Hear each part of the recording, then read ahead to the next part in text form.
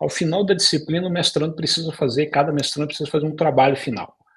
Como funciona esse trabalho final na sua disciplina? Ele é um trabalho escrito?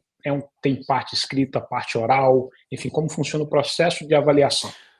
O nosso processo de avaliação na disciplina, ele primeiro tem uma parte escrita, né, e a parte escrita ela é muito interessante. Na minha disciplina, especificamente, eu dou 3 possibilidades para o aluno. Ele pode fazer um comentário de jurisprudência, uma decisão em regra do STJ, pode ser de outro tribunal também, que ele pegue que tem um tema de arbitragem, alguma decisão sobre arbitragem das cortes brasileiras, nacionais, ele pega e comenta essa decisão em um modelo de comentário de caso que eu deixo disponível para o aluno, que é o modelo de nota de síntese, é uma metodologia francesa utilizada que eu deixo ali para o aluno fazer o comentário de caso. Ele pode também decidir por um tema e escrever um artigo de revisão de literatura.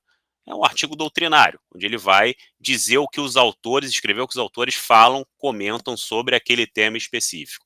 Ou ele tem uma terceira opção, que é um grau de dificuldade que eu sempre falo um pouquinho maior, que é um artigo científico efetivamente.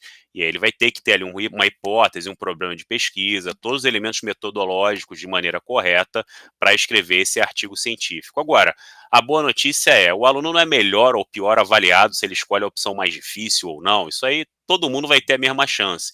E ele tem os feedbacks, ele tem as devolutivas, então ele primeiro posta uma primeira fase do artigo, que eu cobro uma introdução do artigo e um primeiro ponto, primeiro tópico daquele artigo escrito. Ele vai ter a primeira devolutiva depois de um prazo minha. Depois ele vai ter a entrega do artigo final.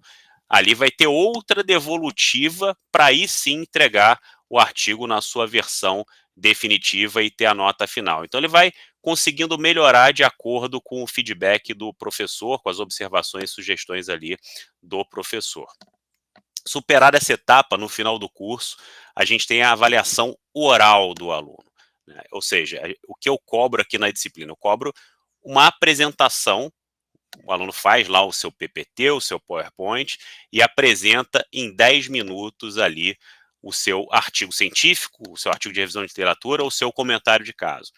Então ele vai ter essa oportunidade de fazer essa apresentação oral e eu avalio de fato a forma de apresentar do aluno, o conteúdo da apresentação e também a oralidade, a retórica do aluno. E a ideia dessa apresentação é justamente dar ao aluno um feedback, dar ao aluno sugestões para que ele melhore com relação, inclusive, à sua própria oratória.